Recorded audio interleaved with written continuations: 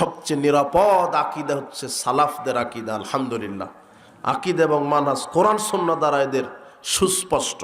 তো কাজেই আমরা যেন এরকম না পাই, এই যে মারুফ কাসেমি, মুফতি মারুফ কাসেমি সাহেব, ইনি যেন আমরা দোয়া রাখি যে ইনি আবার এসে সালাফি অঙ্গনে চলে কথা বলে আবার যেন সালাফদেরকে নিয়ে কটাক্ষ না করে। আল্লাহ তাকে হেদায়েত দান করুন, আমরা দোয়া রাখি। কিন্তু এর পূর্বে যে নামগুলি বলা হলো, এরা সালাফদের অঙ্গনেই বড় হয়েছে, আজকে আমাদেরই বিরোধিতা করে। এই জন্য মানহাজ গোপনকারী আলোচক আলেমদের থেকে সাবধান থাকবে। যারা জাতির সামনে স্রেফ তোমার এই কিছু বক্তা বের হয়েছে, এরা বেদাত বলে না, এরা বলে যে এটা সুন্নাতের খেলাফ, অথচ বেদাতকে বেদাতি বলতে হবে, শিরককে শিরক বলতে হবে।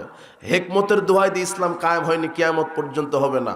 স্রেফ তুমি বেদাতকে বেদাত বলবা, শিরককে শিরক বলবা, আর নিজেকে জাতির সামনে পরিচয় দিবা আমি জাতিতে মুসলিম। তুমি যখন ইহুদি খ্রিস্টান হিন্দুদের সাথে দাঁড়াবে, সামনে দাঁড়াবে, তখন বলবে আমি জাতিতে মুসলিম।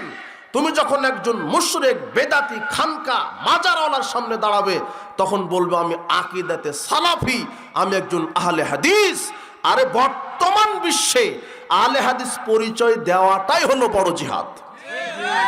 আমি আহলে হাদিস, যে নামটা শুনলে সমাজে বিপ্লব শুরু হয়ে যায়। তুমি বলো আমি আহলে হাদিস, আমি স্রেফ কারো গোলামি করি না, স্রেফ আল্লাহর।